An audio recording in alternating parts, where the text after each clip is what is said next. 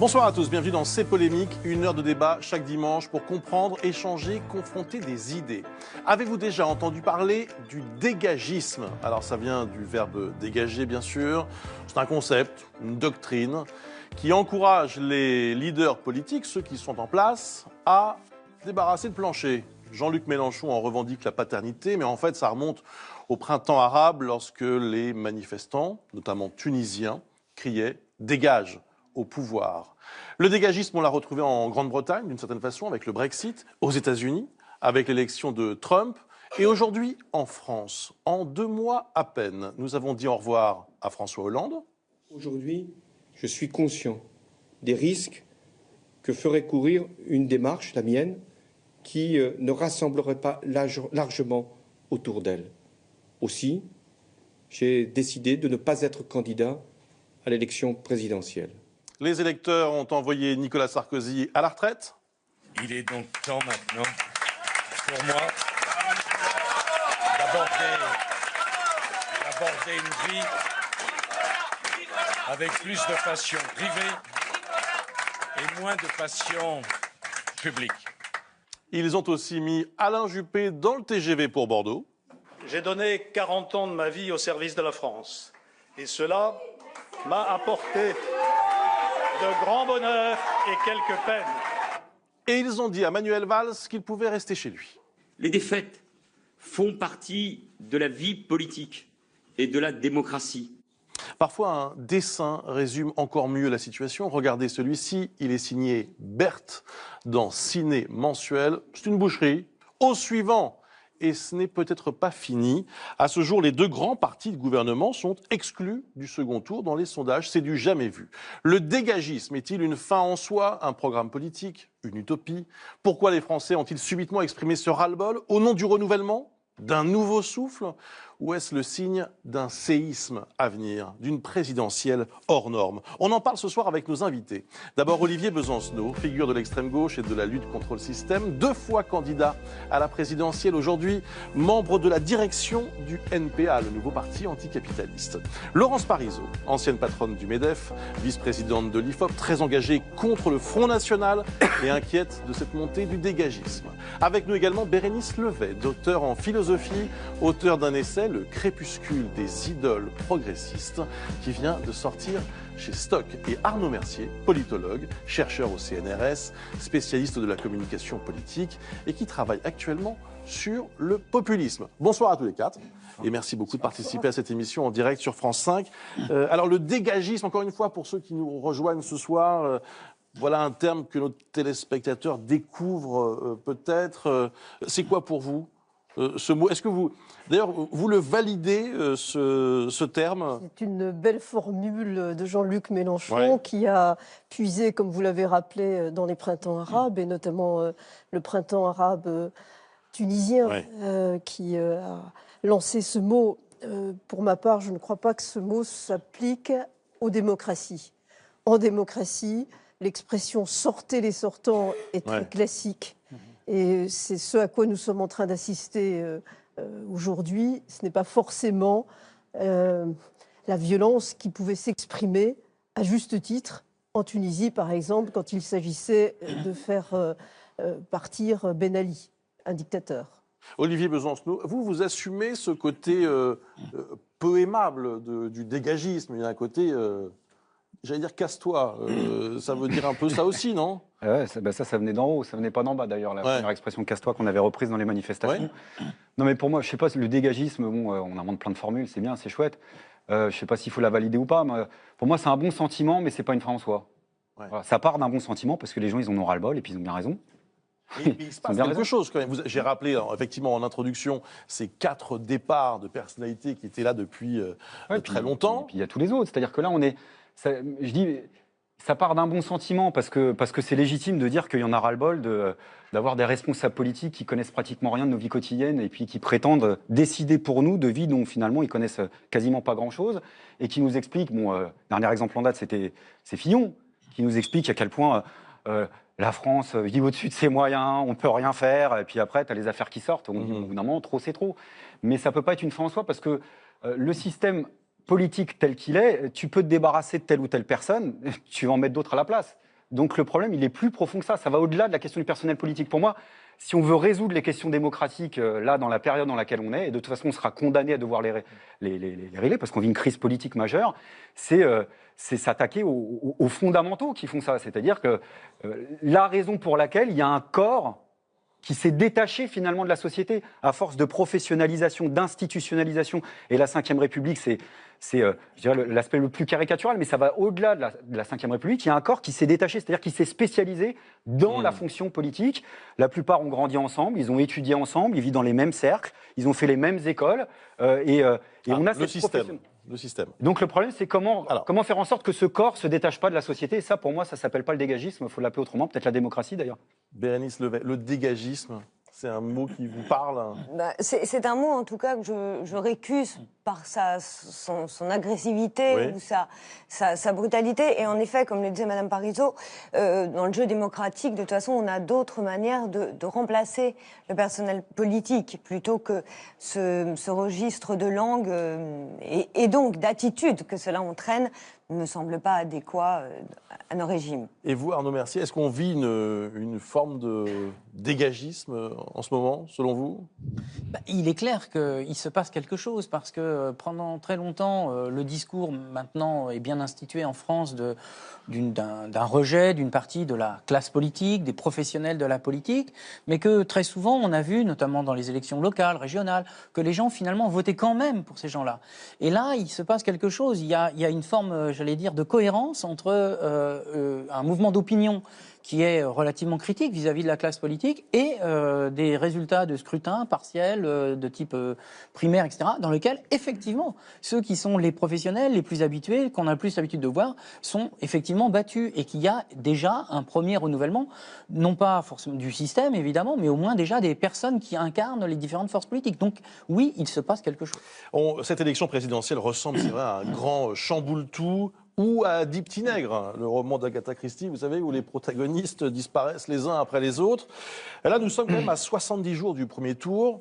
L'heure du choix approche. Le choix, c'est justement notre mot de la semaine, Thierry Dagiral. Choix non masculin. Je le dis avec gravité. Le choix que nous aurons à faire dans cette élection est un choix de civilisation. Liberté de choisir parmi plusieurs options. Le but de cette opération, c'est d'effacer le choix des électeurs de la primaire. François Fillon a dit à son camp, à la droite, j'ai commis une faute, mais vous n'avez pas le choix. Choix, action de choisir, de préférer aux autres. C'est aux Français au premier tour de choisir qui ils veulent, et pas aux médias, et pas aux sondages. C'est un climat délétère. C'est à vous de choisir. Vous allez choisir dans un moment crucial. C'est un climat dangereux. Choix qui renvoie à la question du libre arbitre. Et nous continuons à fonctionner avec des mécanismes intellectuels et des élites politiques formées à un moule et qu'il faut faire dégager. C'est les Français qui sont maîtres du jeu. C'est le dégagisme de M. Mélenchon. Oui. Je vois une situation dramatique. Choix, synonyme, préférence, prédilection. Depuis 20 ou 30 ans, quel que soit ce qui gouverne, c'est la même aristocratie, ce sont les mêmes élites qui restent au pouvoir de tout. Sélection. Le problème, c'est ce que vous dites, c'est qu'il faut changer le système de fond en comble. Je vois le populisme qui monte. C'est intéressant de voir Christian Estrosi lui-même tenter d'appliquer une forme de dégagisme, enfin on peut appeler ça comme on veut, alors qu'il est lui-même en fonction depuis une faible crédibilité quand même. Oui. Avec une faible crédibilité, vu ce qu'il incarne, c'est paraît difficile. Oui, mais ça répond aussi sûrement à une attente de ses électeurs. Il n'est pas fou s'il dit ça, non ? Oui, sans doute, oui, bien sûr. C'est vrai qu'il y a une tendance aujourd'hui très forte on voit dans l'opinion que les Français, de façon massive, trouvent que les professionnels, que les hommes politiques sont trop des professionnels, qu'ils sont trop en décalage avec les préoccupations des Français, qu'ils ne tiennent pas assez compte de leur avis. Donc, épouser un mouvement qui se veut anti-système, on le voit à droite comme à gauche, tout le monde essaye de plus ou moins faire ça. Même Nicolas Sarkozy s'est présenté à la présidentielle comme le candidat anti-système alors qu'il était le président sortant. Donc il y en a qui osent tout. Si l'élection avait lieu aujourd'hui, Laurence Parisot, si on en croit les sondages, encore une fois, Marine Le Pen et Emmanuel Macron seraient qualifiés pour le second tour. Ce sont quand même deux candidats qui disent clairement qu'ils sont ni de gauche ni de droite, qu'ils rejettent les partis traditionnels. C'est pas un hasard s'ils sont en tête. Alors, Bruce Toussaint, si l'élection avait lieu aujourd'hui, c'est la formule consacrée des instituts de sondage quand ils posent la question. Or, l'élection n'a pas lieu aujourd'hui.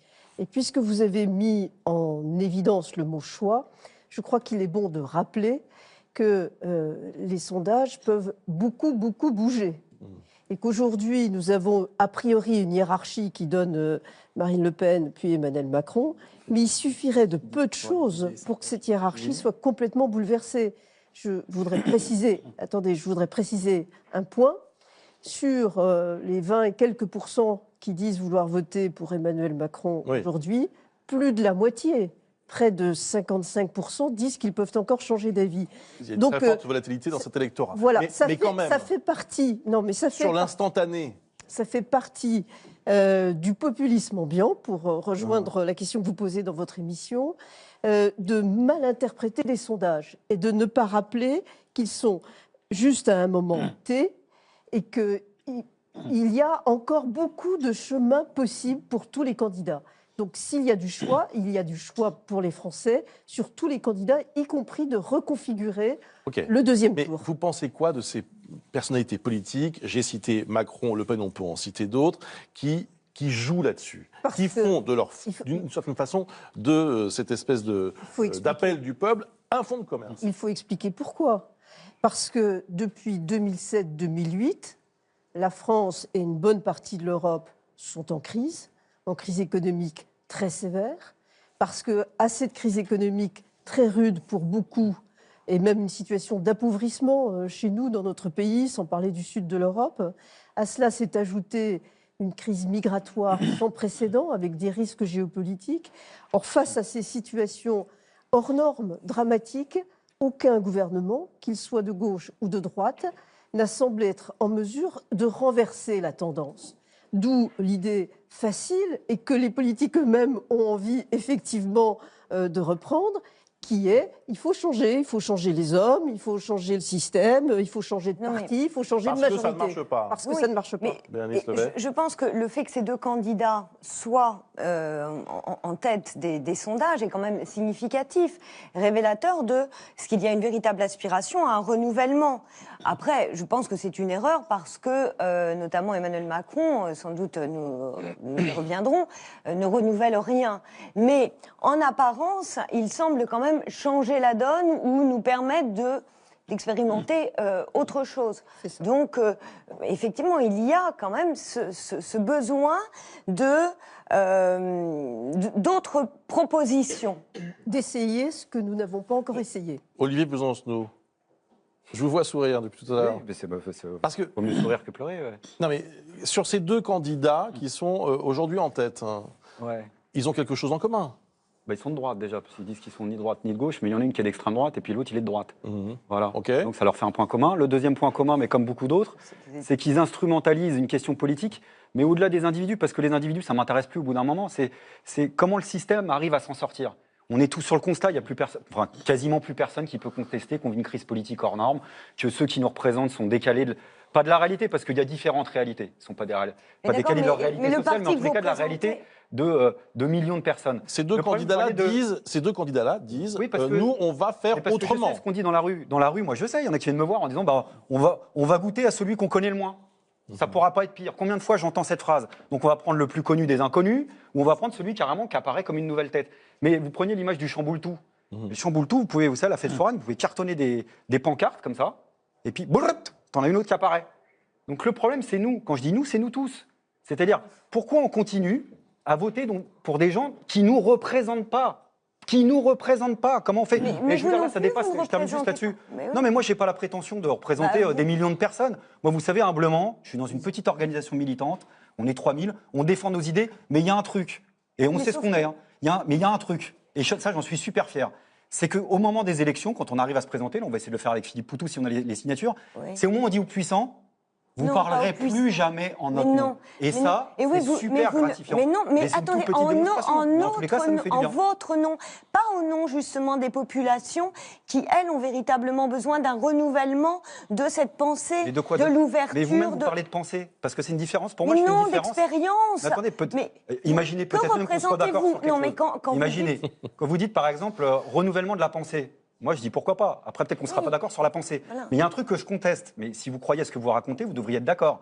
C'est le renouvellement de la classe politique. Moi, je vous dis, vous pouvez renouveler, renouveler. La classe politique, elle est formatée de telle manière qu'on continuera cette crise politique qui fait qu'en 2017, en effet, ce sera soit le cataclysme, soit le Big Bang, c'est-à-dire qu'on va commencer un minimum en bas à se prendre en main. Quand vous dites que vous représentez quoi que ce soit, non, parce que finalement, vous ne faites que appuyer. Mais détendez-vous, je viens de vous dire le contraire. C'est-à-dire, moi, je n'ai pas la prétention de dire qu'on représente des millions de personnes et la majorité. Je sais ce qu'on représente.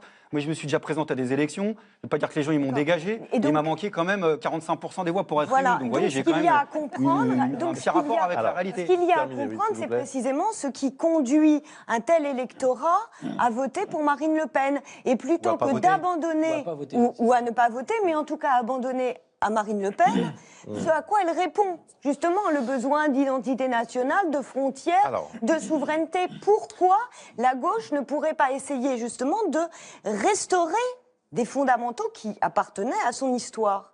Pourquoi ne pas repenser cela à nouveau frais? La xénophobie, le racisme, c'est des fondamentaux de gauche, ça? Mais le racisme, pourquoi l'identité conduirait nécessairement au racisme? L'identité sociale, non. Mais là, aujourd'hui, le discours ambiant... culturelle, vous voyez bien qu'on prend en compte l'insécurité sociale, économique. Mais la sécurité, et Jean-Luc Mélenchon répond à cela.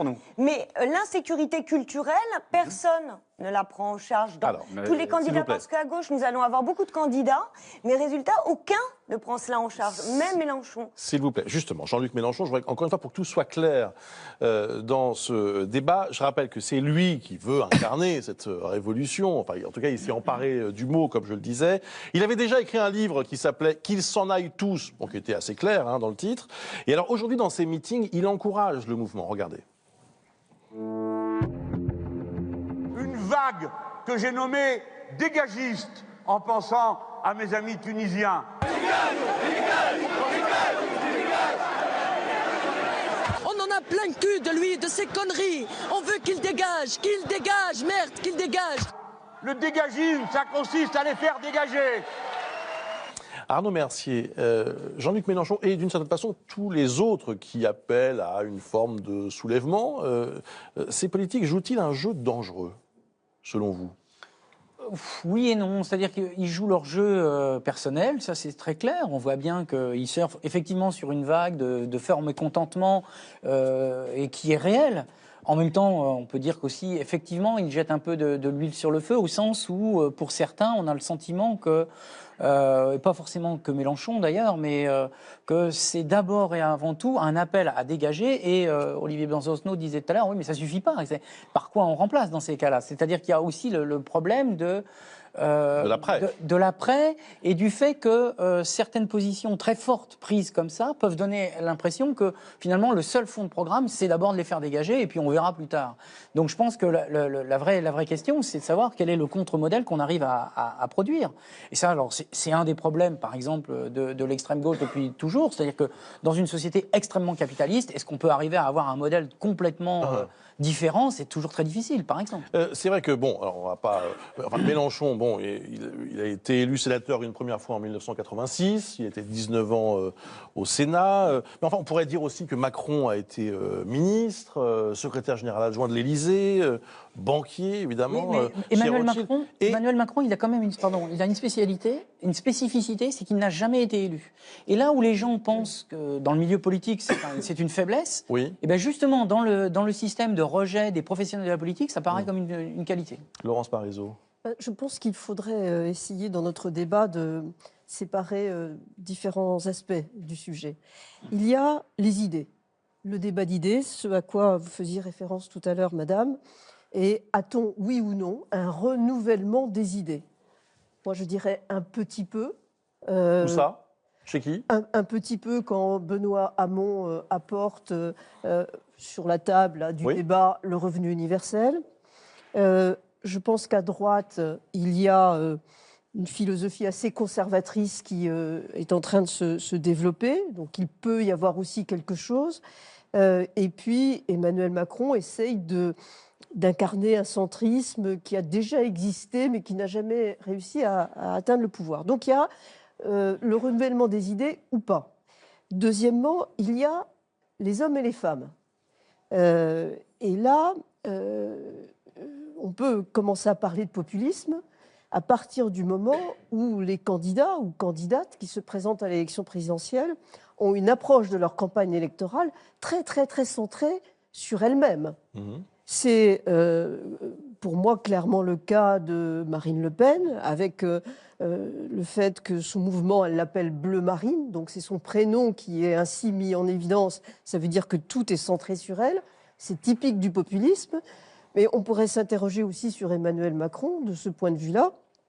On sait très bien que ces mouvements qu'il crée dans ses meetings se finissent par des spots qui le mettent en évidence d'une manière quasi christique, messianique.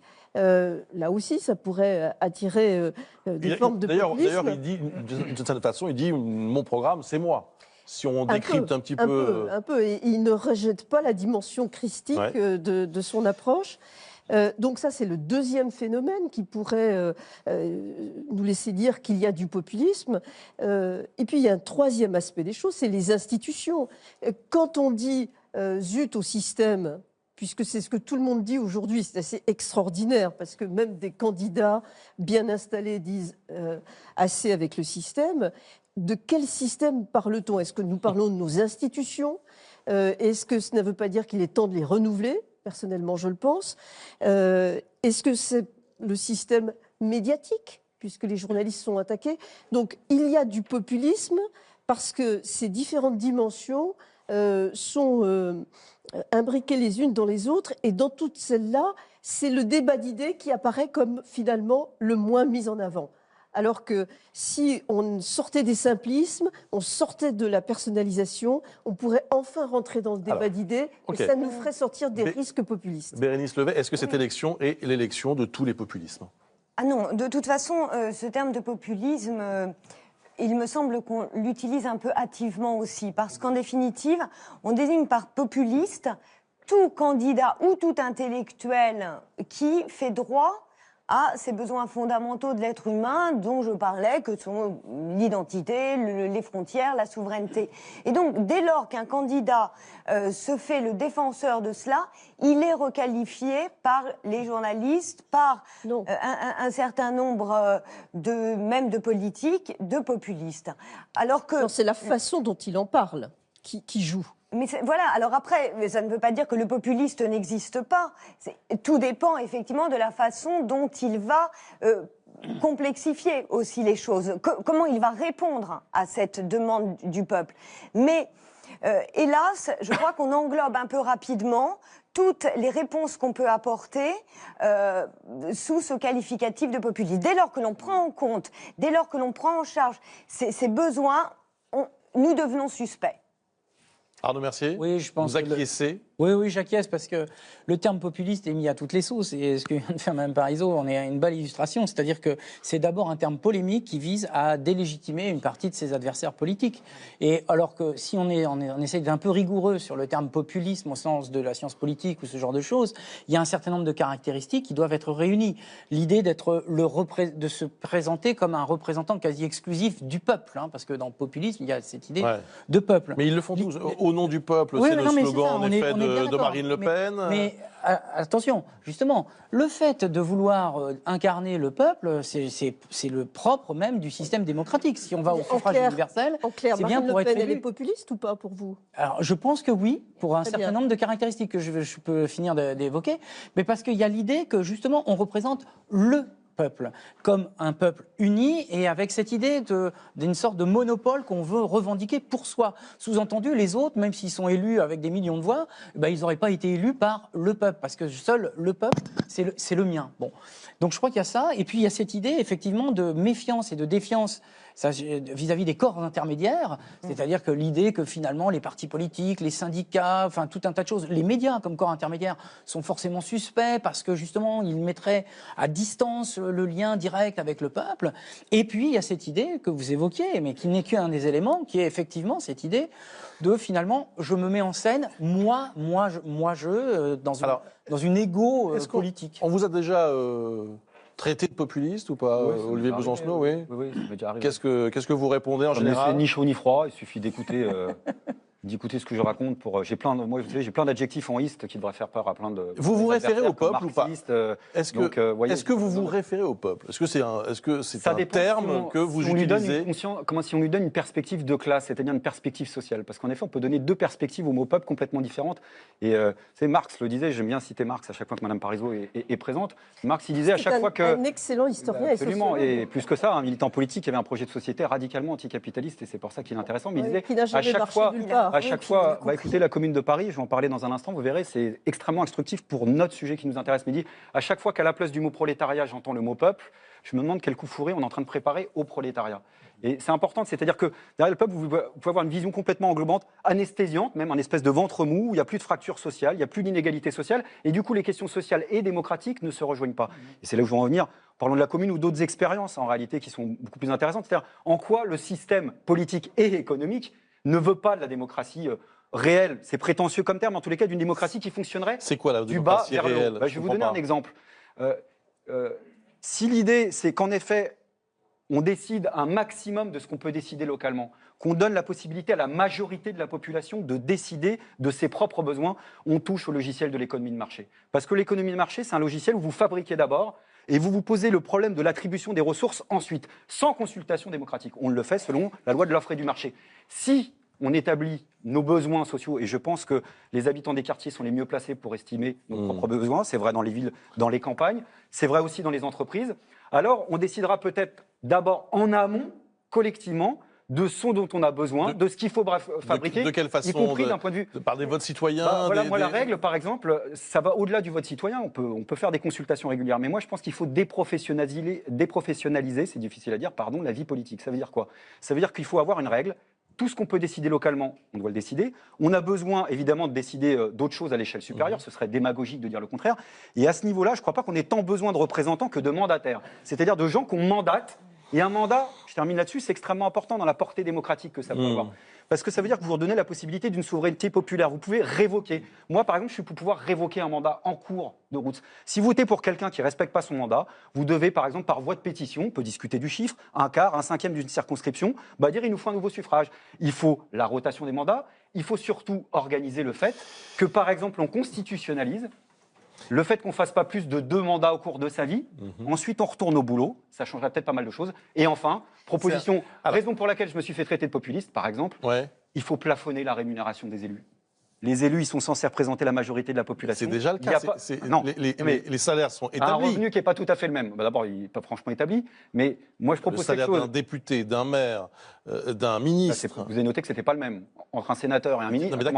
Aujourd'hui, ce sont des salaires qui sont fixes, qui ne bougent pas. Non, mais plafonnés de façon uniforme. C'est-à-dire que moi, je pars de l'idée que quand on donne un mandat à quelqu'un, il n'y a pas de raison qu'il gagne, par exemple, plus que le salaire moyen de la majorité de la population. D'accord. Peut-être qu'il 2000 euros, à peu près. C'est un peu moins que ça. Si vous voulez. Net. Laurence Parisot. Oui, 2 remarques à ce qui vient d'être dit. Alors d'abord, le schéma de référendums locaux, de consultation, moi je pense que c'est un schéma qui est de plus en plus souhaitable. Je ne m'y opposerai pas du tout dans beaucoup de domaines. Dans le monde idéal que vous venez de décrire, je tiens à vous dire qu'il y a un pays qui fait déjà beaucoup ça, c'est la Suisse. Donc je trouve que vous êtes assez proche de la Suisse. Je pense que vous ne le saviez pas. Mais vous avez raison de me titiller, mais c'est un beau pays, probablement. Ouais. Mais par ailleurs... Je pense qu'avec la démocratie que je dirais, je pense que les coffres-forts seraient vides pour certaines personnes et un peu plus pleins pour d'autres. D'accord, mais alors je vais aller plus loin parce que, vous voyez, effectivement, vous êtes populiste. Parce que quand ensuite vous expliquez que de toute façon, ça va être le même salaire pour tout le monde, pour les élus, mais je pense que dans votre étape ensuite, ça va être pour beaucoup de gens, ça va être à peu près le même salaire. Vous êtes vraiment dans une des dimensions qui caractérise le populisme, c'est-à-dire la simplification, et puis j'ajouterais la démagogie. C'est ce que j'allais dire. Alors, je peux vous poser une question toute simple, et vous terminerez votre propos. Si la proposition de plafonner la rémunération des élus à la hauteur du salaire moyen de la majorité de la population était si démagogique que ça, pourquoi je suis le seul à le proposer aujourd'hui? Pourquoi il n'y a que l'extrême gauche pour le proposer? Parce que si c'était si démagogique que ça, je pense qu'il y aurait pas mal de politiciens pour la reprendre. Le problème, c'est que ça consisterait à mettre fin à leur propre carrière. Et moi, ce que je veux tuer, c'est le carriérisme en politique. Tant qu'on pourra faire carrière en politique, je peux vous dire quelque chose, au-delà des questions d'ailleurs de programme politique, tout sera biaisé d'avance parce que vous avez des gens qui vont se présenter à la population en disant « Vote pour moi, c'est comme dans le livre de la jungle, moi je ne vais pas vous la faire à l'envers », sauf qu'ils vont vivre de quoi? D'une fiche de paye et de ce qui va rentrer dans leur poche, c'est-à-dire la carrière politique. Donc ça, c'est pas de la démagogie, c'est une proposition qui n'a pas vraiment le vent en poupe. Je pense que vous êtes démagogue et que heureusement les Français ne se font pas aussi facilement attraper par la démagogie et que c'est pour ça que vous n'avez pas plus de voix à chaque élection. Parce que votre démagogie est tellement patente que ça ne marche pas. Donc vous voyez qu'il y a une contradiction dans vos propres propos. Non, mais écoutez... Non, vous avez commencé en disant la démagogie, elle va en poupe. Mais, si j'ai pas le vent en poupe, alors vous voyez, je ne comprends pas. Il y a une autre vous n'aimez pas ma proposition. Non, mais il y a une autre forme de démagogie qui a le vent en poupe. Ça, c'est tout à fait vrai. C'est celle qu'incarne Marine Le Pen, qui est le mythe du retour en arrière et de on reste bien entre nous, on ferme les frontières et puis tout ira beaucoup mieux. C'est vrai que cette démagogie-là, en ce moment, marche mieux que la vôtre. Mais la vôtre en est une néanmoins. Alors, vous savez, je suis fier de ma démagogie démocratique vis-à-vis du projet de politique que vous avez du mal à défendre ouvertement, y compris par rapport à l'économie. S'il vous plaît, c'est pas un débat entre vous deux. Non, on branche. Non, mais juste, on branche. Non, mais par contre, s'il vous plaît. C'est un des Alors, terminez, s'il vous plaît. Juste pour vous dire que des magos sans avoir un élément de réponse. Tout le monde répond, maintenant je voudrais qu'on avance. Bruce Toussaint, un des problèmes de la démagogie et du populisme dans laquelle elle s'inscrit en général, c'est que elle est irréelle, évidemment, par définition. Et donc, ça ne sert à rien. Il n'y a jamais l'efficacité derrière. Mais alors, du coup, c'est quoi votre proposition avec votre proposition? Qu'est-ce qui fera sortir la France de l'appauvrissement? Non, mais vous proposez quoi, vous, en fait, pour sortir de la crise politique? Parce que j'ai pas bien compris. Une vraie politique économique qui permette de créer des emplois, de booster nos entreprises et de penser... un truc radicalement neuf, quoi. Je pense que ça n'a pas été bien fait. S'il vous plaît, s'il vous plaît. Et vous mais moi, vous savez, je vous insulte pas, c'est-à-dire je vous traite pas de démagogie. Non, personne ne s'insulte. Moi, je parle du Non, personne ne s'insulte. Juste, s'il vous plaît. J'essayais d'extirper une proposition. Et de toute façon, quelque chose me dit que vous ne serez pas d'accord. Voilà, jusqu'au bout. On va accueillir tout de suite Antoine Guénaud, qui est écrivain, chargé de mission au Sénat, qui a été aussi, je crois, la plume de François Bayrou. L'une des plumes, voilà. Oui. Alors, vous publiez un livre, c'est intéressant parce que dans cette discussion que nous avons, et je pense aussi ce grand moment de doute des électeurs qu'on voit dans les sondages, qu'on entend aussi dans les discussions, pour qui on va voter, comment va se terminer cette élection présidentielle. Alors, vous faites une proposition qui est quand même assez provocatrice. Oui. Voilà. Oui. Si, vous dites qu'il ne faut pas voter. C'est sérieux ou pas? Alors, c'est extrêmement sérieux et d'ailleurs, je récuse le terme de provocation parce que là, on est dans une situation qui est tout à fait extraordinaire. C'est qu'il y a beaucoup de gens, peut-être pas tous, qui se sentent piégés quand ils sont appelés à voter, à aller aux urnes. Et aujourd'hui, ils répondent quand ils veulent pousser un coup de gueule de deux manières. Soit ils s'abstiennent, soit ils votent FN, puisque c'était ça l'une des raisons de la montée du FN. Et l'autre grand phénomène électoral dominant actuel, c'est la montée de l'abstention. Mais non, mais le vote blanc. Eh bien, oui, alors le vote blanc peut être une arme. Je réponds quand même à votre première question. Oui. Aujourd'hui, il devient tout à fait cool et tendance de voter FN, alors que ça reste toujours une provocation de dire qu'on va s'abstenir. Je trouve ça tout à fait extraordinaire. Et au moins, le minimum que je peux dire, c'est que le vrai coup de gueule, c'est sûrement pas de voter Front National, c'est de s'abstenir. Qui a dit ça devient cool? Oui. De voter Front National? Oui, j'ai pas entendu ça. Alors, ça devient de plus en plus tendance. Je sais pas si je vous l'apprends, mais effectivement, le vote Front National, de plus en plus de gens qui ont envie de voter Front National. Le vote Front National est décomplexé. De là à dire que... Mais ça, dans les instituts de sondage, pendant longtemps, ils faisaient des coefficients de redressement, puisque le chiffre brut qui sortait d'un vote déclaré pour le Front National était en dessous de 10%, et après, ils étaient obligés de retripatouiller un peu les chiffres pour... Non, redresser. Oui, non, mais de fait, ça... Pas de démagogie, hein. Oui, mais le redressement est psychométrique. Non, c'est n'importe quoi. Revenons à... ce que je veux dire... Mais non, mais c'est pas... C'est honteux. Je vous signale que d'ailleurs Rosès lui-même, dans une interview à Libération, Stéphane, pour qui j'ai la plus grande estime, a dit lui-même, c'est un peu la méthode pifométrique, puisqu'on ne sait pas... Je pense qu'il était maladroit dans son expression. Voilà. Nous sommes contrôlés par la commission des sondages. Mais j'ai pas dit que c'était faux, radicalement faux. Je dis juste que... vice-présidente de l'IFOP. Je sais bien. On comprend bien pourquoi Mme Parizeau parle des sondages. L'enjeu, c'est qu'aujourd'hui, la déclaration du vote FN est beaucoup plus décomplexée, ce qui fait qu'il y a beaucoup moins besoin d'un... Revenons au sujet d'Antoine. Ce que je voulais dire, c'est que de ces deux phénomènes, il est de moins en moins honteux, hélas, de dire qu'on va voter Front National, alors que ça reste une provoque de dire qu'on va s'abstenir. Et moi, avec mon livre, je voudrais créer une sorte d'outing des abstentionnistes, une fierté abstentionniste. Ça sert à quoi de s'abstenir? Vous me posiez une question, je réponds à toutes vos questions. Donc sur le vote blanc, pourquoi? Alors le vote blanc, effectivement, théoriquement, c'est beaucoup mieux. Parce que quand on vote blanc, au moins, on fait la démarche et on indique au corps électoral et surtout à nos dirigeants, à la classe politique, qu'on s'intéresse à la chose politique, mais que malheureusement, l'offre ne nous permet pas de choisir. Sauf que compte tenu de la législation actuelle, on se fait avoir deux fois quand on va voter blanc. La première, c'est que le vote blanc n'est pas comptabilisé dans les suffrages exprimés. Il y a eu une avancée récente, une proposition de loi centriste. C'est un petit pas, c'est-à-dire que maintenant le vote blanc est séparé des votes du vote nul. Bon, c'est déjà ça, mais dans les résultats présentés, le vote blanc n'apparaît pas. Et puis on se fait avoir une deuxième fois parce que c'est la participation qu'on augmente quand on va voter blanc et donc la légitimité de celui ou de celle qui, in fine, sortira gagnant des urnes. Donc, à quoi ça sert de s'abstenir? Alors, à quoi ça sert de s'abstenir? Deux réponses à ça. La première, c'est que, en tant que citoyen, je ne vois plus aucune raison de voter. La seconde, c'est que je vois en revanche des raisons de s'abstenir. Pourquoi je ne vois plus aucune raison de voter? Tout simplement parce que une grande partie du pouvoir est détenue par des autorités qui ne sont pas élues et qu'en plus, les élus sont placés dans une situation impossible où ils ne peuvent pas prendre les décisions qui s'imposent aujourd'hui. Maintenant, précisément votre question, à quoi ça sert de ne pas voter? On contredit l'abstention en disant que c'est stérile.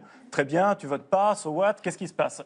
Alors, c'est ne pas comprendre que l'abstention est par nature réformatrice. Elle a déjà beaucoup réformé, puisque toutes les réformes qui sont intervenues depuis au moins 30 ans pour rénover, entre guillemets, le système représentatif, l'ont été sur la base d'un critère, d'un curseur, c'est celui du taux d'abstention. Toutes ces réformes-là, dont certaines sont excellentes, comme le financement de la vie politique, c'est parce que les gens n'allaient plus aux urnes et qu'il fallait les y ramener. Mais c'est terrible ce que vous nous dites quand même, parce que je rappelle en plus que vous travaillez au Sénat. Oui.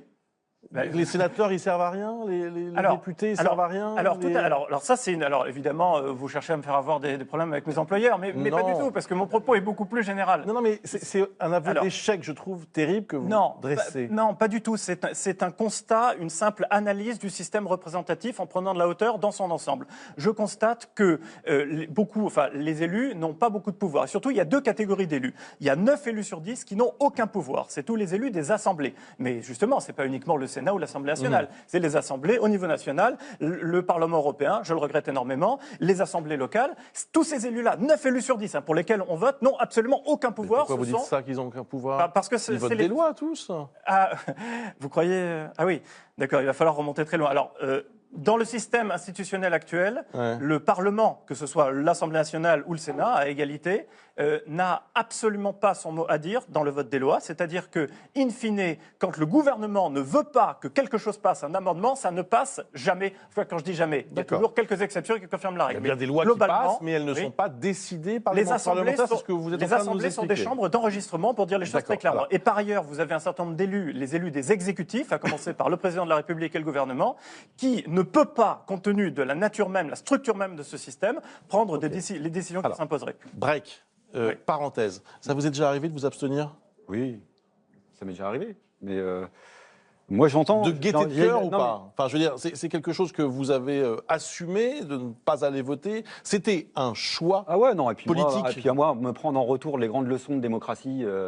Alors que bon, moi, je milite au jour le jour avec mes conceptions, mais pour essayer de changer les choses. Voilà, ça va de secondes. Parce qu'on est mis, ça rejoint ce que je disais tout à l'heure, on est mis dans un rôle de spectateur. C'est du zapping. Et les primaires, ça a été le comble du comble. On parlait de personnalisation, c'était la personnalisation à l'extrême. C'est-à-dire, on a réussi pendant des semaines à focaliser notre attention sur le détail. pour montrer des gens qui avaient en gros la même musique, mais qui en avaient des notes un petit peu différentes. Et puis du coup, on dit, tiens, lui, vraiment, il est un peu différent. Donc là, on n'arrive plus à parler d'idées. Un exemple de jour où vous êtes abstenu. Maintenant, nous, dans ces élections, c'est déjà arrivé, vous savez. En 2012, vous êtes abstenu? Ça, je vois où vous voulez arriver. Non, je ne suis pas abstenu. Mais il y a d'autres élections aussi dont on pourrait parler. Par exemple, d'autres pièges qui pourraient se présenter à nous, comme en 2002. Voyez. Mais là, par exemple, si vous me posez la question, là j'ai envie de voter Philippe Poutou. Et ça rejoint un peu la discussion qu'on a. C'est qu'au-delà de ce qu'il représente, c'est-à-dire notre courant, qui a été présent à chaque fois. Non, je voudrais souligner un truc. Vous parlez de démocratie, on va parler de démocratie jusqu'au bout. Il y a un truc qui est en train de passer en loose day dans la campagne dont personne ne parle quasiment, c'est le fait qu'aujourd'hui, pour obtenir les parrainages, c'est de plus en plus compliqué, la loi a changé, c'est-à-dire qu'aujourd'hui, c'est aux maires d'envoyer leur signature directement à la préfecture, et pire, il y a l'annonce au fil de l'eau de leur parrainage, et nous, vous savez que pour échapper au poids des partis institutionnels, on est obligé d'aller dans les petites communes, qui est d'ailleurs une réflexion de ce que pense la population, et eux, les maires, ils nous disent aussi, on en a ras-le-bol. Par exemple, c'est une proposition toute bête, puisqu'on est en manque de propositions, j'espère qu'elle ne sera pas démagogique, celle-là, c'est par exemple d'établir un parrainage populaire. Si on fait une espèce de sélection à l'entrée d'une telle ou telle élection, on peut se dire que c'est plutôt à la population de le faire, plutôt que d'enquiquiner les maires qui ont d'autres choses à faire aujourd'hui. Peut-être que ça participerait aussi à ces modifications dont on a besoin, et à nos militants, par exemple, d'être au contact de la population, ce qu'ils ne peuvent pas faire. Laurence Parisot, ça vous est déjà arrivé de vous abstenir par choix? Non. Jamais. Non. Bérénice Levet, ça vous est déjà arrivé? Non plus, mais en revanche, ce que vous avez exposé m'inspire quand même une réflexion, c'est que si véritablement les leçons ont été tirées de l'abstention, parce qu'en définitive, nous allons voter, mais en effet, nous savons que c'est un jeu de dupes quand même. Donc, voilà. Résultat, on préfère y aller pour justement montrer, malgré tout, que l'on soutient le jeu démocratique. Mais moi, je pense surtout que c'est l'épuisement de tous les partis politiques, parce que nous avons, Manuel Valls, a parlé de gauche irréconciliable, je dirais même inconciliable. Mais le même diagnostic se fait sur la droite. Quoi de commun entre François Fillon et Alain Juppé, entre François Fillon et NKM, et Nathalie Kosciusko-Morizet. Donc, si vous voulez, je crois véritablement que cet épuisement des partis politiques pour lesquels finalement nous votons est dans une impasse. Et si l'abstention avait de vraies conséquences... Enfin, c'est dangereux quand même. Ah non, moi, ça me semble pas. Moi, je trouve ça scandaleux. Alors, vraiment, allez-y. Non, je trouve ça scandaleux. Qu'est-ce qui est plus scandaleux d'entraîner, d'alimenter une... Non, qui est un débat, c'est très bien. Que vous vous posiez la question du sens de l'abstention et que vous ayez une réflexion sur le sujet, c'est très bien. Mais que vous encouragiez des gens à vous abstenir, c'est scandaleux. Ah, c'est scandaleux. En fait, alors, laissez terminer, Madame Parisot, et ensuite vous exprimerez, bien sûr. C'est du désapprentissage de l'acte démocratique. Puisque nous sommes sur le populisme, c'est à force d'inciter à des comportements de ce type qu'effectivement, on pourrait basculer dans quelque chose qui pourrait être terrible et on n'aura que nos yeux pour pleurer. Donc, que vous disiez... Je ne sais pas de quoi on parle. Attendez, que vous disiez... Je ne sais pas de quoi aussi. Que vous disiez, l'offre politique ne me convient pas. Non, c'est pas du tout ce que je dis. C'est pas du tout ce que je dis. Je dis quelque chose de très simple. Je dis que chaque système institutionnel... Attendez, laissez-moi juste terminer ça. Chaque système institutionnel produit des politiques possibles et des politiques impossibles. Prenons un exemple extrême, un système totalitaire, vous n'allez pas en attendre de l'humanisme, de la liberté, etc. Le système représentatif est un système qui produit des politiques possibles et des politiques pas possibles. Donc si on veut que les choses changent, il faut changer la structure même de ce système. Alors vous le remplacez par quoi? Soyez clair. Ah, mais moi j'ai une proposition. Allez-y. Je souscris à énormément de ce qui a été dit concernant les réformes institutionnelles par Olivier Besancenot. C'est-à-dire que ma proposition à moi, mais on pourrait en faire d'autres, c'est un régime d'assemblée, puisque justement les assemblées n'ont pas de pouvoir. Donc soit on supprime les assemblées, soit on leur donne du pouvoir. Donc essayez le régime d'assemblée. Je termine. C'est un faux-nez, votre affaire. C'est-à-dire un faux-nez. Oui, non, mais je comprends ce qu'est un faux-nez. Mais... Donc c'est un faux-nez. Votre propos n'est pas tellement de dire à tout le monde abstenez-vous. Votre propos est de dire ayons un débat sur les institutions de la Ve République. Mon propos est de dire deux choses. Ayons un débat sur les institutions de la Ve République. Oui, absolument. Ce à quoi je suis aussi favorable. Merci Laurence Parisot. On va écouter juste Antoine Bueno. Et après, individuellement, c'est ça le premier avantage. Arrêtons d'être manipulés. Et collectivement, l'abstention peut même être encore plus réformatrice si elle se structure pour demander ces réformes institutionnelles. Alors, une dernière question. Moi, je au deuxième tour, s'il y a un candidat et Marine Le Pen. C'est ça la question. C'est on parle bien de ça, Laurence Parisot, depuis tout à l'heure. Et énormément de Français se posent la question et seront peut-être tentés par... Alors, mais si tout le monde s'abstient... C'est irresponsable. Attendez. Pourquoi c'est irresponsable? Attendez, je comprends pas. Parce qu'il y a un risque de mettre à la tête du pays quelqu'un qui a une approche totalitaire. Alors, c'est pas exagéré quand même. Alors, évidemment, c'est... Voilà, mais je suis évidemment, contente de vous avoir démasqués tous les deux. Ah bah, démasqués. Non, c'est bien ça. C'est extraordinaire. Mais c'est bien ça. On est dans un délire absolument total. Non, s'il vous plaît. On est dans un délire. C'est vos propos qui contribuent à rendre Madame Le Pen légitime. Là, c'est du populisme. Voilà, c'est de la démagogie, du populisme. En fait, là, vous êtes en train de me traiter, puisque pour moi, c'est plutôt une insulte, de frontiste. Alors, c'est pas du tout ça l'idée. C'est pas du tout ça l'idée. D'irresponsable. En même temps, parce que sinon, ça va pas le faire. Ce que fait Madame Parisot... Oui, mais pas tous en même temps, sinon on n'entend pas. Mais ce que fait Madame Parisot, c'est très simple. C'est l'instrumentalisation du Front National. C'est ce que font tous les partis des Républicains. L'instrumentalisation pour continuer de forcer le lecteur mouton à aller aux urnes et continuer de le manipuler. On a une autre proposition à vous faire, Madame Parisot. Vous manipulez quoi alors? Rien du tout. En favorisant l'abstention. Mais vous manipulez quoi en favorisant l'abstention? Je propose une réforme institutionnelle. Mais pourquoi l'abstention? C'est ça que je ne comprends pas. Parce que c'est ça qui délégitime et qui appuie sur le système.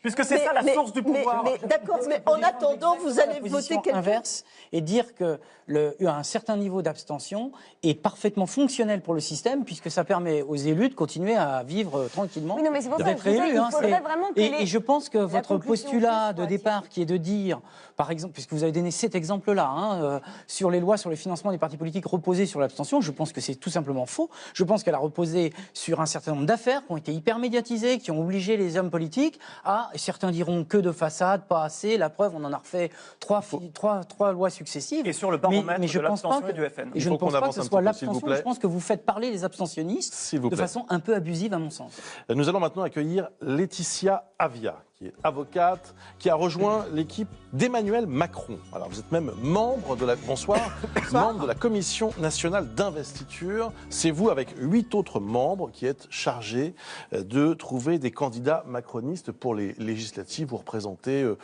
la société civile dans cette commission d'une certaine façon. Alors nos caméras vous ont suivi il y a quelques jours en région parisienne pour une réunion locale de En Marche, c'est le nom du mouvement bien sûr. Alors vous allez voir, les militants qui étaient autour de vous viennent de tous horizons, de gauche, de droite, comme s'ils avaient appliqué eux-mêmes le dégagisme aux partis dits traditionnels. Regardez. Bonsoir déjà. Je suis Laetitia, je suis la référente En Marche pour le 94. Et durant tout le mois de janvier, je fais un petit peu le tour des différents comités locaux. Ce que je vous propose de faire, c'est de faire un tour de table. Alors moi, c'est Philippe. Je suis élu PS de la ville de Fresnes. Moi aussi, je suis PS, oui, j'ai oublié de le dire. Avec Evelyne. PS En Marche. Avant, j'étais chez les Républicains et je trouve que... il y a beaucoup de PS, on se sent un peu... mais c'est sympa, welcome, enfin... Voilà. J'étais membre de la campagne de Juppé, et malheureusement on a perdu. Marc, donc ex-militant PS. Je suis un membre du PS et très actif sur le terrain. Laetitia Avia, voici donc ces membres que vous aviez réunis ce soir-là. Alors vous aussi, d'ailleurs, juste pour un mot, vous avez l'abstention, vous l'avez utilisée. Ça vous est arrivé au cours des dernières élections de ne pas vous déplacer. Voilà, en effet, je considère que je voterai toujours pour. C'est-à-dire que je ne vote jamais contre, et si je ne trouve pas de candidat qui répond à mes attentes, en effet, je peux m'abstenir. Dites-moi, c'est vraiment ce qu'on vient de voir là, parce qu'on va me dire après, oui, c'est un montage, etc. C'est une réalité, en fait. Il y a vraiment beaucoup de militants qui viennent du PS, mais qui viennent aussi des Républicains et qui se retrouvent comme ça entre eux. Mais oui, bien sûr, et c'est ça la réalité du mouvement En Marche. J'ai entendu tout à l'heure parler de populisme pour parler de ce mouvement. Ça ne correspond absolument pas à la réalité. Le populisme repose sur des fractures sociales, sur une opposition. Le eux, le nous, le peuple, l'élite. C'est de l'exclusion. Le mouvement En Marche, c'est un mouvement d'inclusion. C'est un mouvement qui rassemble un maximum de personnes, de diversité de profils, sociaux, culturels, ethniques, de personnes qui viennent de partis de gauche, de droite. C'est un mouvement de rassemblement. Il joue un peu aussi là-dessus, Emmanuel Macron, lorsqu'il rejette tous les partis dits traditionnels. Il rejette l'approche des partis traditionnels. Oui. Et c'est pour ça d'ailleurs que la notion... Est-ce une forme de populisme?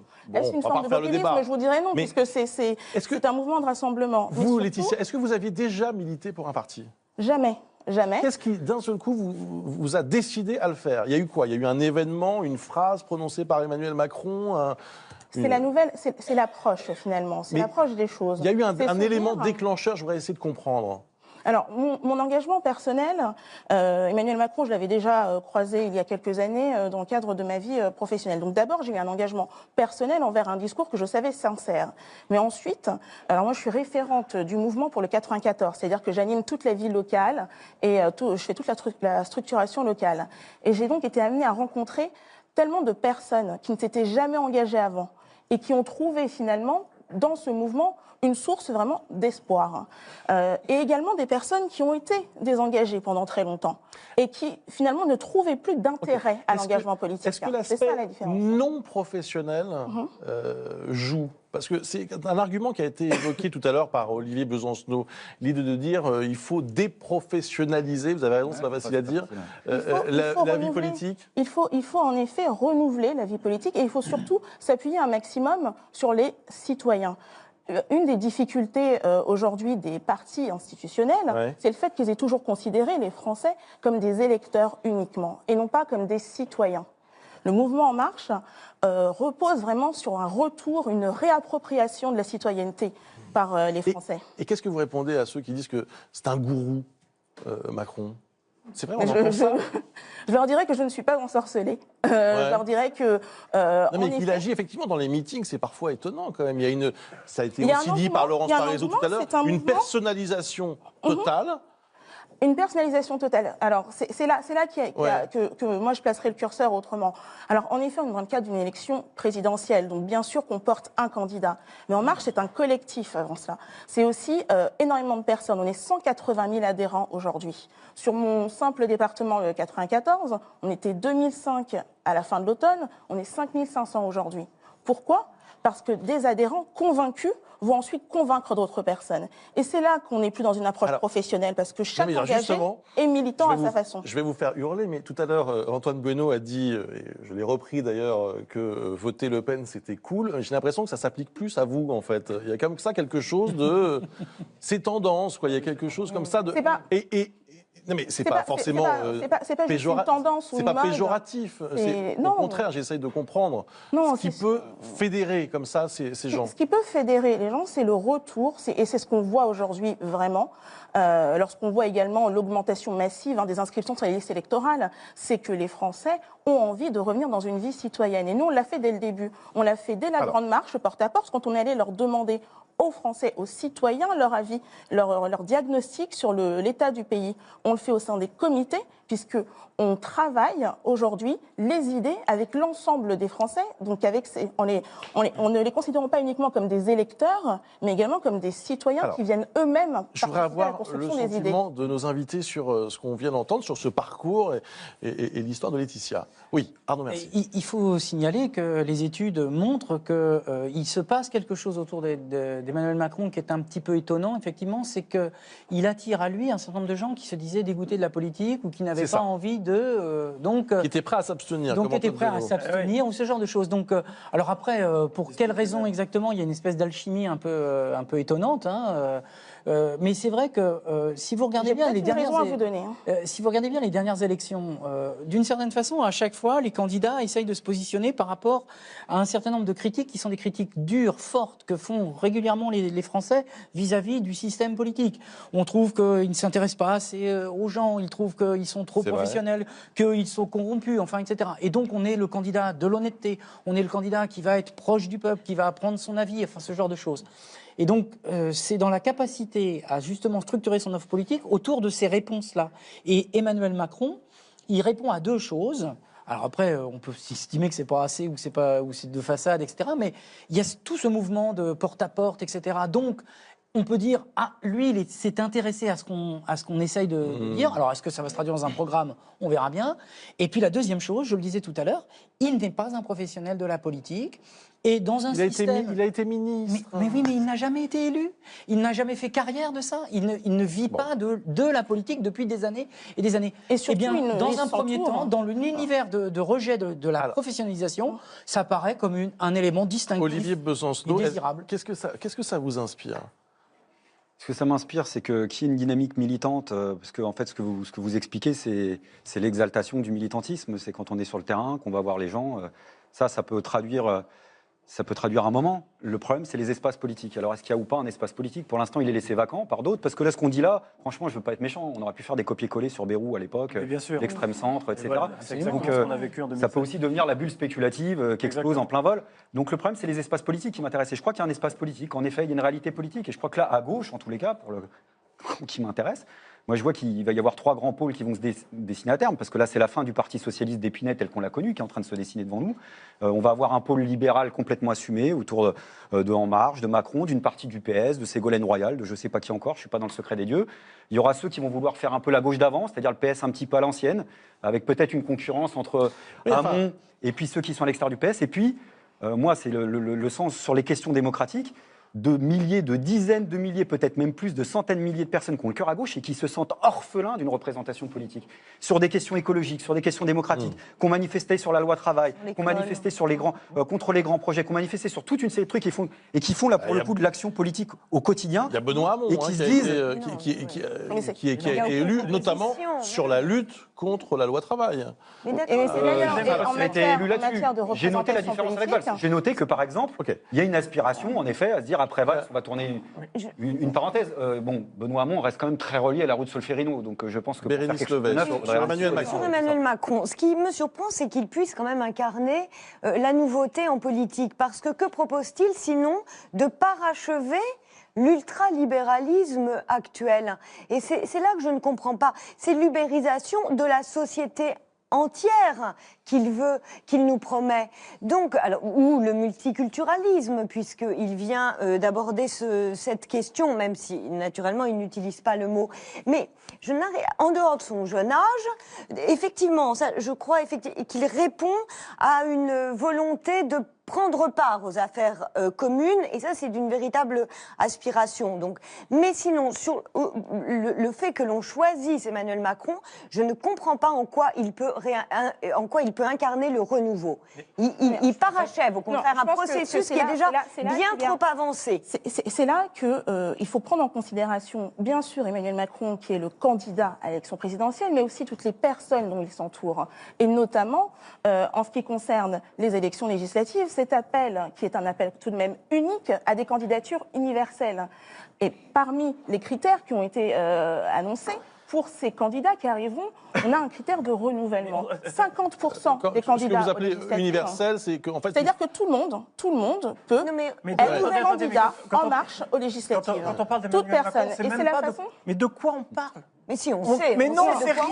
Mais non, là, ça, c'est un peu plus pas du tout. Tout ce que vous dites, c'est impressionniste. Mais c'est totalement impressionniste. On a l'impression sur la vision du monde qui est la sienne. Alors, ça va. En revanche, on sait vraiment. Mais juste avant, s'il vous plaît, juste avant de donner la parole à Laurence Parzot, je voudrais demander à Laetitia si vous avez, compris, parce que moi, j'ai pas compris encore, s'il allait gouverner avec des gens de gauche, de droite ou seulement l'un des deux, si son Premier ministre serait un Premier ministre de gauche ou de droite, est-ce que vous avez compris, vous, ça? Est-ce que vous avez... Bien évidemment, il va continuer, il va être cohérent avec ce qu'il fait depuis le début. Donc les deux, c'est ça que vous voulez dire? Avec des personnes de gauche, de droite et de nulle part, même j'ai envie de dire, puisqu'il y a un certain nombre de militants qu'on rencontre aujourd'hui et qui ne se reconnaissent pas dans cette séparation. Pour constituer un gouvernement, c'est ce que je voulais dire. Ensuite, pour constituer son gouvernement, il fera exactement de la même façon dont il a procédé depuis le début, c'est-à-dire en allant chercher parmi les différents talents qui se révèlent au sein de ce mouvement. C'est-à-dire qu'il y a beaucoup de personnes aujourd'hui au sein d'En Marche. Madame Paris, s'il vous plaît. C'est une start-up à la place de la France. S'il vous plaît, s'il vous plaît.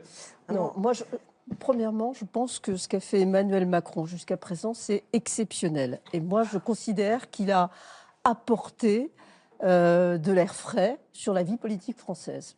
Tout à l'heure, et vous l'avez relevé, c'est vrai, je mets en garde, dans son propre intérêt et dans le vôtre, sur une personnalisation extrême qui pourrait avoir un relent de populisme. Mais au-delà de ça, il est évident qu'il remplit un espace qui existe dans la vie française, dans la vie publique française, et qui existe depuis très longtemps. Au fond, vous dites et droite et gauche.